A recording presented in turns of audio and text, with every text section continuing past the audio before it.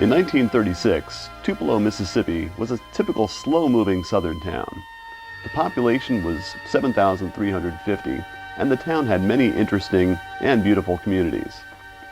People knew each other and spent many hours in downtown Tupelo or enjoying the popular Gum Pond, a place where people could take boat rides, fish, picnic, or just fellowship with friends. People were close. They knew one another. We had a time down there on South Church Street. That was the prettiest neighborhood back in those days you've ever seen. And we had good people down there. The Reeds, Kip Reed, the Hunters, Doug and John Hunter, and Brother Hunter, who was their daddy, who was a Presbyterian preacher, Mr. Ledyard, who was president of the cotton mill, Mr. Crook, and then a Mr. Green, who was a salesman, and Mr. Morris Foster, who was a salesman, and Mr. Oscar Gilster, who was a flower salesman. And I mean, the trees were so pretty back then. And the tornado didn't bother them. It didn't hit down there. It was a nice, relaxed atmosphere. Then came Sunday, April 5th, and everything would change. On that day of the Tupelo tornado, 216 people would die. Another 700 suffered injuries. Almost everything was destroyed in a 15-mile streak more than half a mile wide that went through Lee and Lee-Itawamba counties. Those who lived through it would never forget it. It still ranks as the fourth worst disaster in the history of the nation. The weather was considered unusual by some residents that day. As winds began to first pick up, children played with excitement. But my sister had a bunch of kids down there that night, and they were out in the yard dancing around in the wind and everything, hollering and carrying on like hyenas. And then they found out what had happened, and it really shook them up. Right, I was 6 years old during the tornado. That was on Sunday, April 5th, 1936. I remember that well. We just had started running barefooted. See, this time past here, I was looking at to see if it would be warm to go barefooted. It wasn't warm to go barefooted. See, children didn't have shoes at the time, just a few shoes, and they make you put them off to save them. And so we started going barefooted after the last frost, and that's about the last one. So anyway. So my grandmother told my mother on that Sunday evening, it was just hazy, the wind was blowing like it was blowing this morning a little bit, but it's cloud and something like that. Warm with everything. And my grandmother told my mother, said, "Mama said, if I won't go to church tonight." She said, "Well, Grandma, if it rain." She said, "Mama, if it rain, I'll go down to Georgia," which is her cousin, Georgia Hickman, stayed on Broadway. Now, I don't know why she wanted to go way down there, right behind Lincoln Goodley house. That house right there, that's where cousin Georgia stayed. We lived one house on South Matter Street off of Main Street. And of course, back then, there was no such thing as a tornado warning. I can remember it was about 9 o'clock on Sunday night. It was awfully hot. I mean, there was no air stirred, and everybody was more or less sitting out in the yard. Of course, there was no such thing as air conditioning. We didn't know what that was. And I remember my mother and daddy arguing about whether there was going to be a storm or not. And my mother kept saying there's going to be a bad storm. And I says, "No, that's the freight train." The Frisco Railroad, I could hear it in the background. That's where the train tracks came through Tupelo. It wasn't close to us, but you could hear a freight train come through. People as far away as 13 miles could later see the lightning in Tupelo and knew something bad was happening. Mary Dale Rogers watched the disaster from nearby Shannon. So all of that connects with her bedroom, because I remember being in that room and seeing the lightning and the Noah flashing and flashing. And I was, 10, 11 years old then, wasn't I? 35. And then they called and said that they'd had this terrible tornado. And Bert, my daddy, went up to see about Mr. Miller, who lives on Church Street. And he was all right, but had a lot of damage around. Mayor Nanny took charge of the situation, making every effort to save lives. The tornado had hit with no warning. Well, my father, J.P. Nanny, was mayor of Tupelo at the time. And of course, he had a very big responsibility when that happened. But he was at home, and my mother and I, it was on Sunday night, and I'd been to young people at the church. And we came home, and my mother had apparently either been closer, heard about tornadoes, and she said, it is a sultry night, and said, it feels like tornado weather. I didn't know what she was talking about, Dinah. But, and my dad came home, and we were there, and we were standing kind of by the front door, and all of a sudden this terrific wind came. In fact, it blew my father back down the hall, but he wasn't hurt, but it did. And so then he got immediately out and walked through the rubble and everything and went on down to the water and light department so they could get all the electricity cut off, because there were live wires all over the street and everything, and that was to protect people from getting electrocuted, you know. I mean, I was right in the middle of it. Bill Reed, myself, Max Pigram had gone up to Stuart Clayton's house that night to see Erin Taylor, their daughter. I mean, Miss Minrose was our teacher in high school. We thought we'd, go up there and call on her and her daughter, and maybe she'd help us out in our grades. So we were sitting there talking to Erin Taylor. She was in the bed. She had broken her collarbone, and she had a cast on and everything. And we were sitting there talking, and all of a sudden, I looked at the window. We were on the south side of the house. You know where the house is, up on Church Street in Walnut? Okay, I looked up at the window and just mud splashed on the window. I said, Miss Clayton, what happened? I don't know. Well, the next thing I saw was balls of fire. This transformer had fallen, and the electric balls of fire were just going all down. She said, boys, we better get out of this room right now.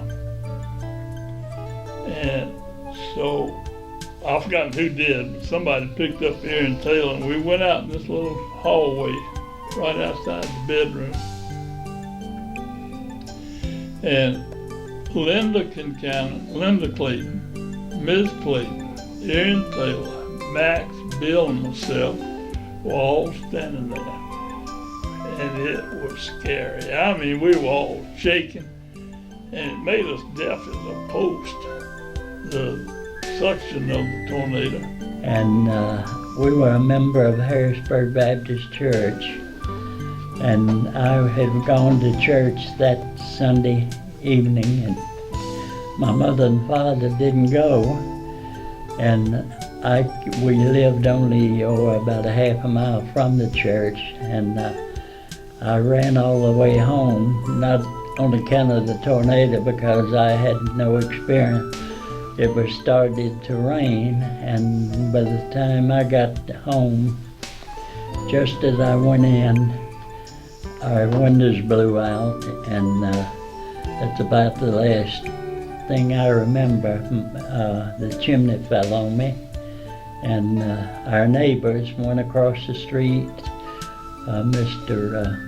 more, and Dr. Kellum came up and dug me out and took me down to Dr. Kellum's house, and I stayed there until the next day.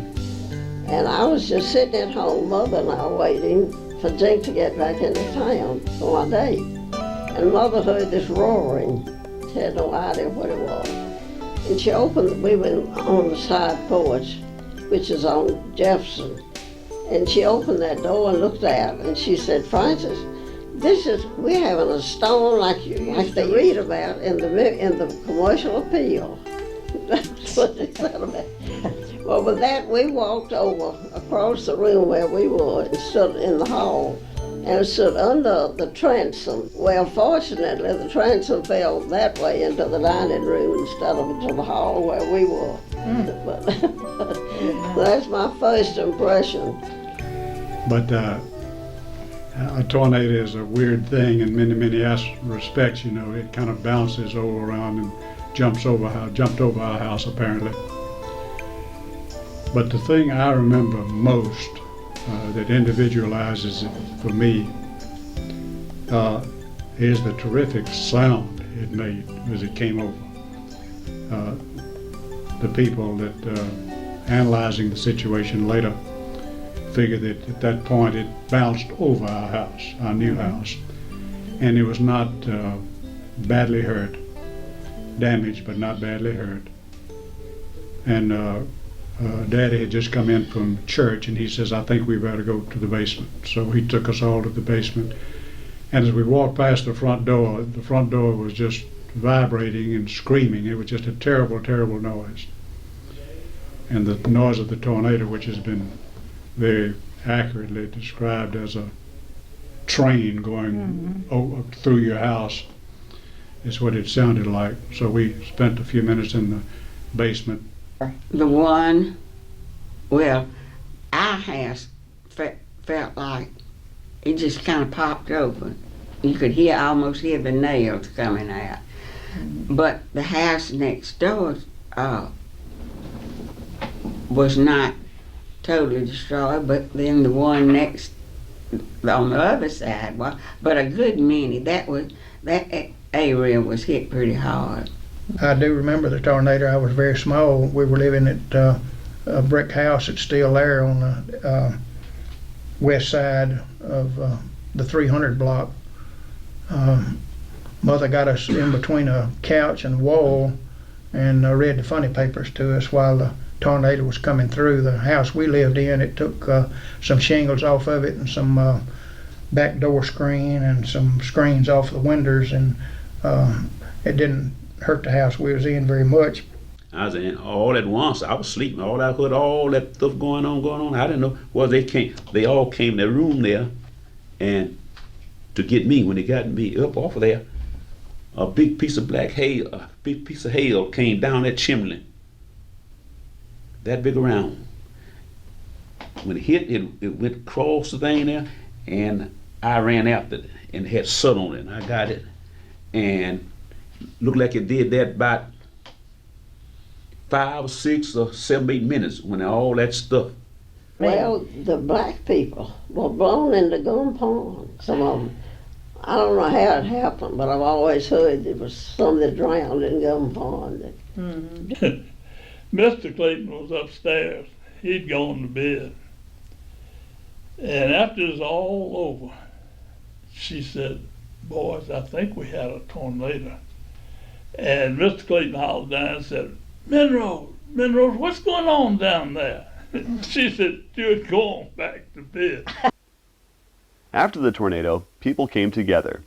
They rushed to find if neighbors were alive and what homes were still standing. People who had not spoken in a long time were now relieved to see each other.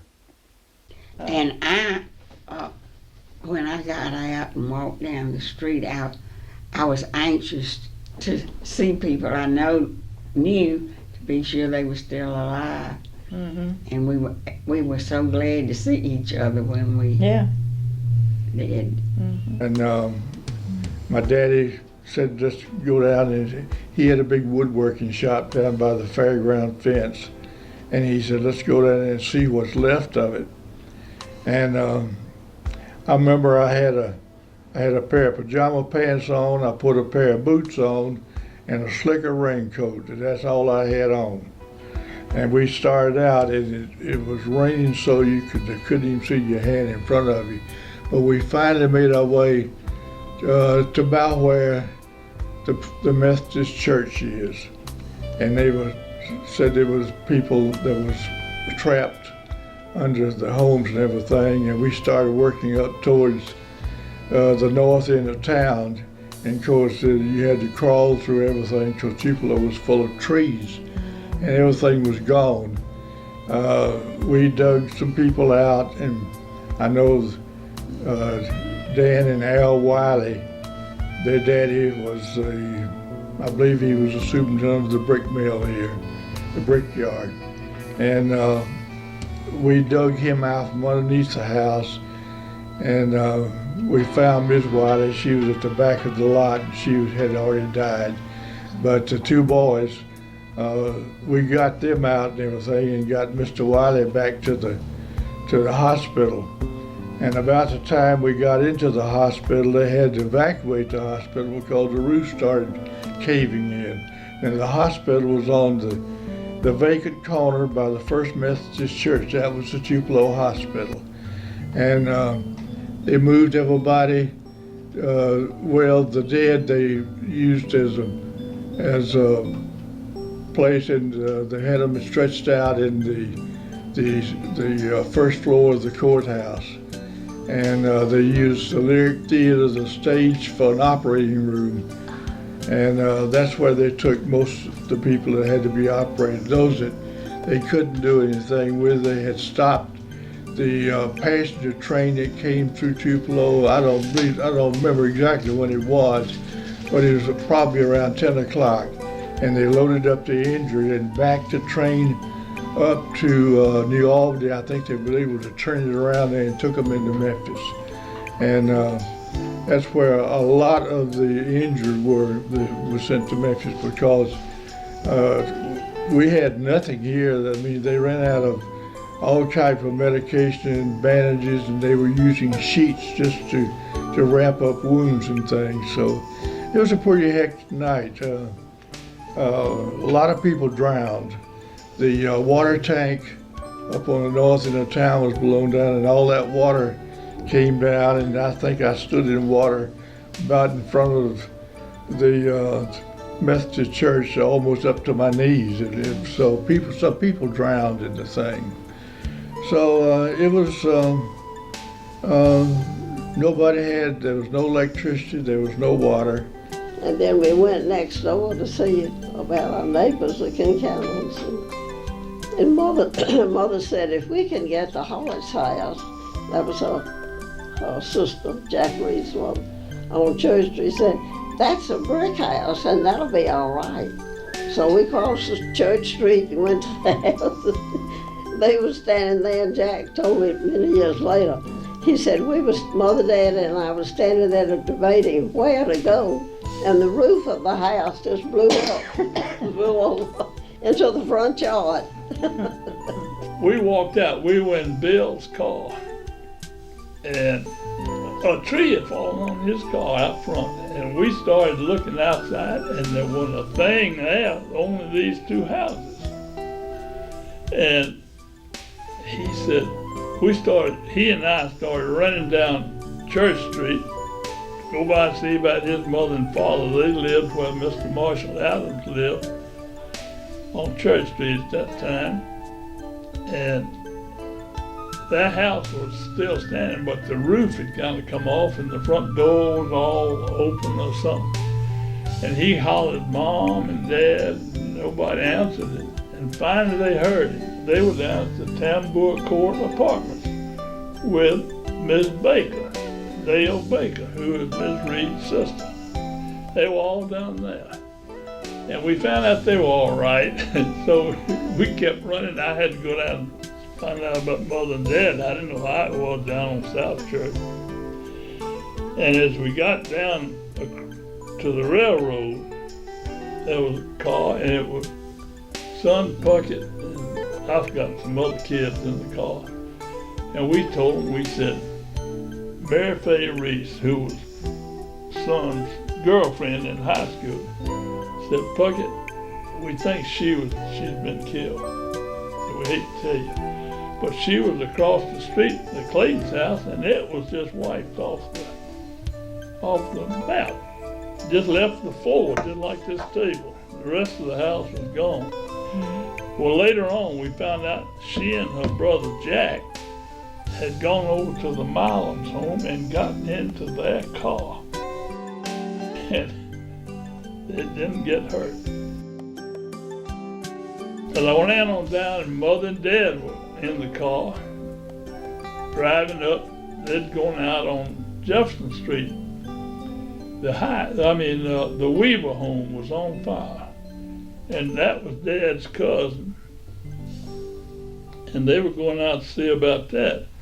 And I said, Dad, y'all won't believe, but I said all of North Tupelo had blown away. He said, what are you talking about? I said, well, Miss Clayton said we had a tornado, and I guess that's what it was. I said, there's no houses left that where we were. So my grandmother told my brother, said, Louis, go there and see if Mount home. And this man who used to work down there where my grandmother works, so now he went over there and he brought my mother home. Lucky she had a scar where that bolt hit her in the back of her head there. And so after the over calmed down, she went over there and he came back and said, yes, her mama was over there, but she hurt. So you had the news right around those houses out there, the Burses, the Hargroves, the Reeses, the Felson, other Burses, Mr. Brunson, they all came over there and they took sheets and wrapped around her head, and so the next day she had to go down to she had to walk down the Gemino Railroad track. That's where the gum farm right along there at the end called the lake. She had to go down that way, and there where they had nurses and everything there to minister to those people. They had a train that was going to Meridian and a train going to Memphis. Put them in those boxcar loaded in there, carrying them there so they could get help. So they brought her back, her head off. They had cut her hair. Mama used to have long curly hair. She never get curly hair anymore after that, because they cut it down and trimmed it and got all that and took the scar out of there and had to do that. They would pull splinters out of it so often when they were dressing. So hail or that big around, and when I would walk across the street to go to see with Mama, all the other people was over there working on it, and I was walking on ice that big around. The road was covered with hail, ice, it just covered. Then it rained, and it washed some of it on down. And over here where you see Mid-South Packing coming in, over there, that was 2 houses over there. And Bond and that land used to go to George Ruff over there. But anyway, you could go over there and look, and sticks came off of those houses with broke tin. It just stuck in the ground until if you throw spears and stick it in there. And if you're out that night, I don't see why you didn't get, killed or something like that. So he and Mother went to the Methodist church, which was being used as where they brought the people in, they hurt, the dead. And Dad saw this woman lying there with mud all over her. And she had on a big diamond, a beautiful ring. Dad said, I'm gonna take that off. Somebody will steal that. And said, I'm gonna keep it and when I find out who she is, I'll give it to, got sure, and I'll give it to him. And sure enough, Harry and Edmund Davis. It was Miss Davis who owned the 5 and 10, where I'd gotten my gloves. And so Dad gave it to Edmund Davis, the oldest boy, and he gave it to his wife when he got married. And when things quieted down, Daddy told Mother, says, well, I'm going to go upstairs and see if the house is still there. and he did, and it was not damaged to any great extent.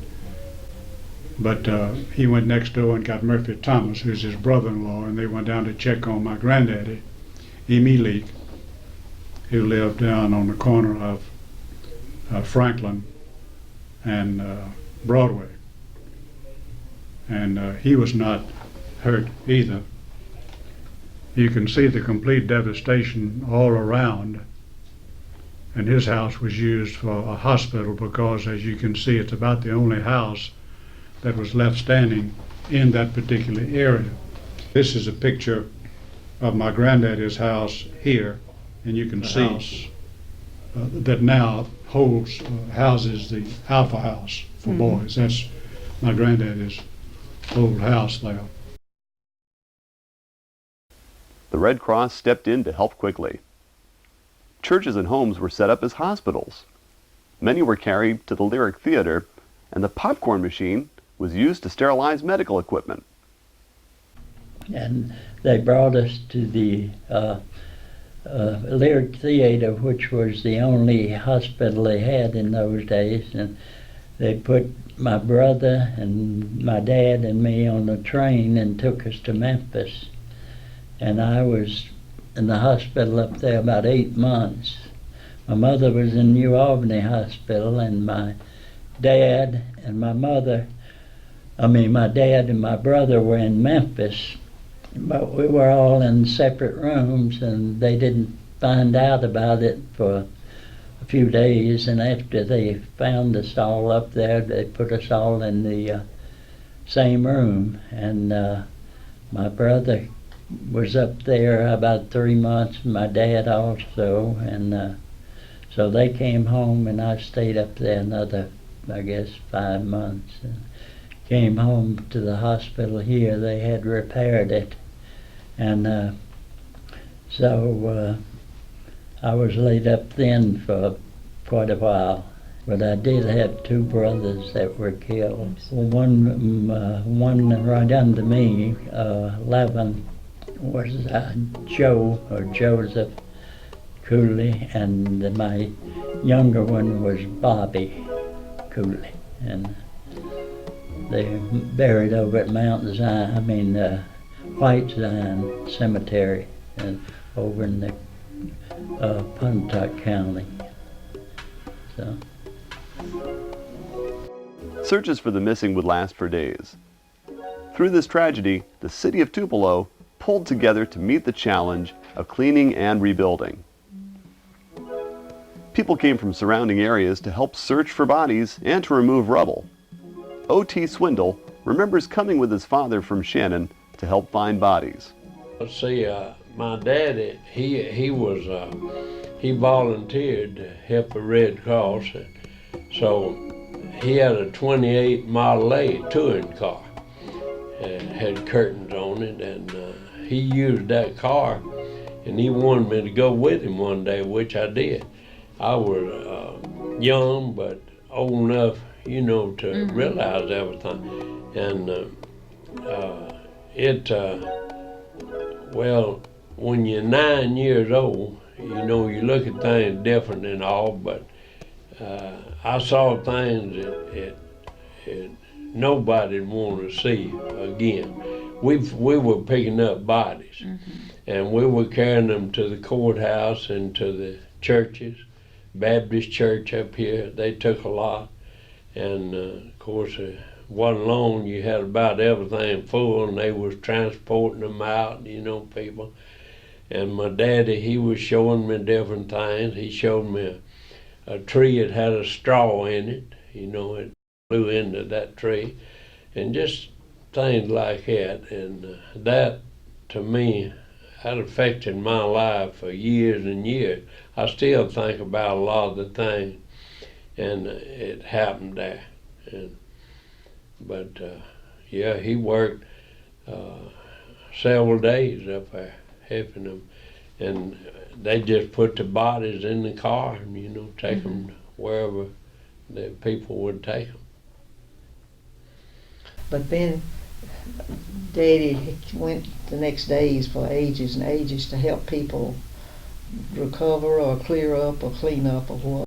And for some reason, they let us go to the depot when it was a wonderful, big old pretty depot in Tupelo. And it was unreal. They had people that didn't have anywhere to put that were dead. And they were at the depot. And the train was helping to do something, I don't know what. But that was very outstanding, yes. It affected a lot of people. 96 years old at the time of this interview, Joe Willie Walker remembers coming to Tupelo the day before the tornado struck. April 36th, and it just swept the town. I was up there that Saturday. I went Wolf 10-cent store. I had bought my grandmama some machine oil, and looking in the 10-cent store, I laid it down. And a friend of mine named Elizabeth Coleman, I walked up the street with her, clean on up, and I missed my grandmama's sewing machine oil. And I thought, and I went back and they said, here the girl was left that machine oil, and I was so glad. Every one of them got killed, plus that girl. She was up there, she was from Piney Grove, Selma. She was up there boating, going to school, and the chimney fell down on her and killed her. And it killed all them folks in Wolf 10-cent store. Yeah. I had a cousin out on Willis Heights, and it drove a 2x4 through her and killed her. That was Narville Stiff's sister, not his sister.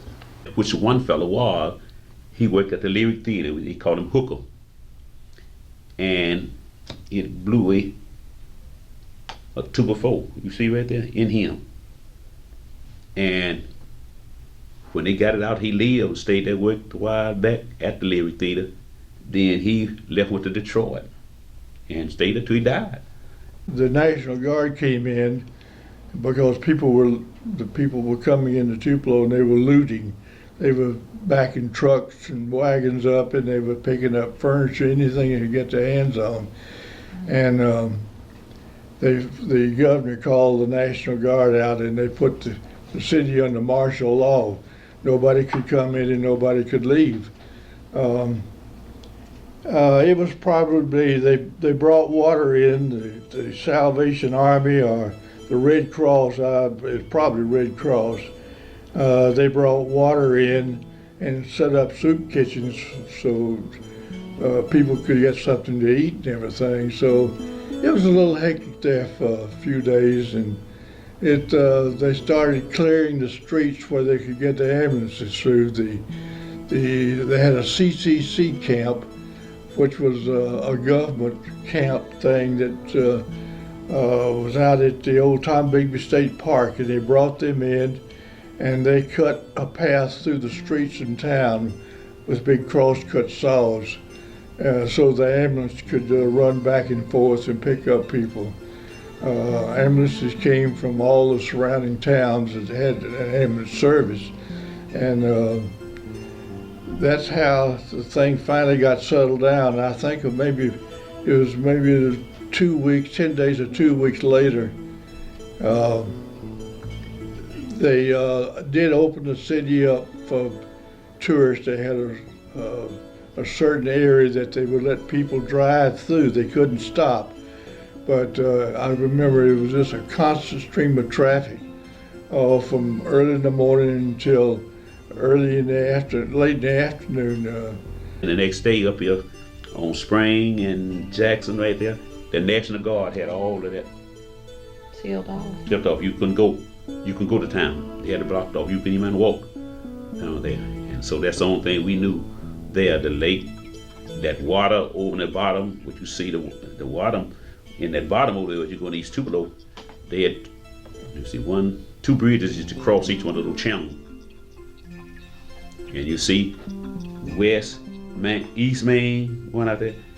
See that they had bridges go across there. It washed all them bridges out.